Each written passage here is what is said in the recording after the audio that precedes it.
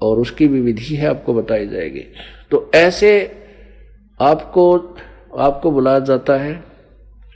जो परमात्मा पाने के लिए तो राज त्याग दिए लोगों ने, राजाओं ने राज त्याग दिए, शरीर की परवाह नहीं की, ऋषि महर्षियों ने शरीर अपने गाल दिए। और तुम 2 दिन का काम नहीं छोड़ सकते, तुम 7 जन्म भी योग्य नहीं हो सार नाम के। ठीक है, सतनाम आपको मिल गया, इसकी कमाई करते रहो, इसका भी लाभ आपको मिलेगा, लेकिन मोक्ष नहीं है। मोक्ष प्राप्ति के लिए आपने कुछ जो है करना पड़ेगा। आपको जीवित मरना होगा। जीवित कैसे मरना होता है? जैसे आपकी मृत्यु होगी, मान ले मेरी अचानक मृत्यु हो जाती है, सारा काम रह गया, जिसके लिए रात पढ़ूं था ना दिन पढ़ूं था, खत्म हुई कहानी, मर गया। और जीवित मरना कैसे है? जैसे आप सत्संग की तरफ चलते हो और समझ लिया मर गए, हमारी मृत्यु होगी। अब 2 दिन 3 दिन आप यहां आ गए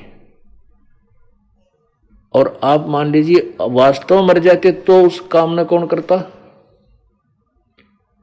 अब 3 दिन में जो हानि होगी उसने तो हम जाकर फिर ठीक कर लेंगे, फिर अपना सुचारू कर, वैसे तो होगी नहीं, क्योंकि फिर भगवान की हमने जो है फिर महिमा का नहीं बेरा, परमात्मा हम वहां बैठे हैं और फिर नुकसान हो जा, इतनी हानि हो जा, किसी प्रकार भी ना सूत में आवे, और आप यहां बैठे हो, आपके घर भगवान बैठा आपकी रुखाड़ करेगा।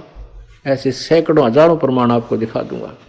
तो हमने परमात्मा प्राप्ति करनी है। यदि आपने भगवान चाहिए तो आपको श्रद्धा से, यो नहीं देखम देखाना है कि सार नाम ना मिला इसलिए जाऊं, नहीं, आपके अंदर कसक होनी चाहिए, तब ये काम करेगा, तभी आपकी भक्ति पूरी होगी और तब ये सार नाम आपको मिलेगा एक समय। और जैसे आपको कितनी बार भी आप ये दास बुलाए, आपने आना पड़ेगा, क्योंकि आपको बुलाने का उद्देश्य ये नहीं है कि हम आपको वैसे ही डरे डुहारे हैं।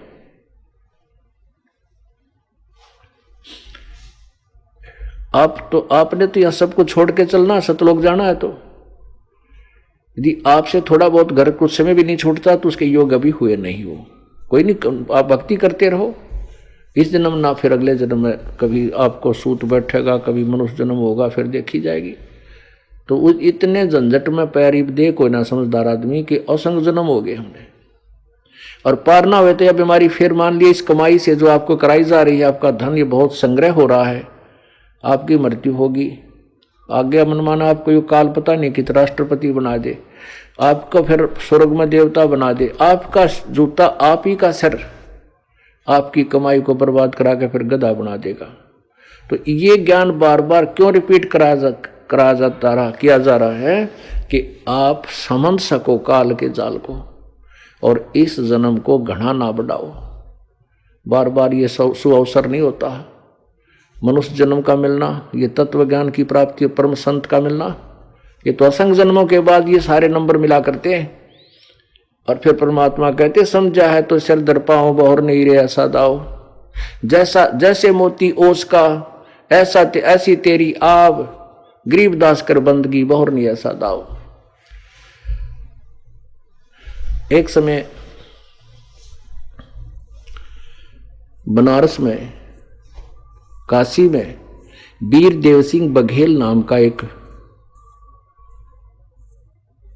नरेश था, काशी नरेश। वो धार्मिक व्यक्ति था,